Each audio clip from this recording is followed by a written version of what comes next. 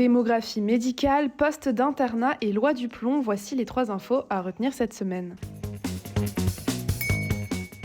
Au 1er janvier 2025, la France comptait 237 214 médecins actifs, soit une hausse de 1,6% en un an. Une progression nette sur la décennie qui marque tout de même un vieillissement marqué de la profession, puisque presque 40% des médecins ont 60 ans ou plus contre presque 30% en 2012. Les inégalités territoriales persistent également encore sur le territoire. Certaines zones rurales, périurbaines ou DOM continuent de faire face à un déficit de praticiens malgré les efforts des collectivités. Les médecins restent massivement concentrés en Île-de-France, Auvergne-Rhône-Alpes, PACA ou Bretagne. À noter, pour la première fois, il y a plus de femmes médecins en activité que d'hommes, puisque la féminisation atteint 50,1%. Tous les chiffres sont à retrouver sur notre site internet. Le 31 juillet, le journal officiel a fixé à 8 919 le nombre de postes d'internat ouverts pour l'année universitaire 2025-2026, dont 312 réservés aux étudiants issus d'un engagement de service public. C'est une hausse d'environ 400 postes par rapport à 2024 et un retour proche des volumes d'avant la réforme du second cycle. La médecine générale reste de loin la spécialité la plus gourmande en postes avec 3314 affectations, suivie par la psychiatrie, l'anesthésie-réanimation et la médecine d'urgence. Pour les spécialités chirurgicales, on retrouve 912 postes. Les postes CESP sont concentrés sur la médecine générale avec quelques ouvertures en spécialités déficitaires. Le Conseil national de l'ordre des médecins a officiellement pris position contre la loi du plomb qui envisage notamment de réintroduire sous condition un pesticide nocif interdit en France depuis 2018. Pour l'ordre, le principe de précaution doit l'emporter.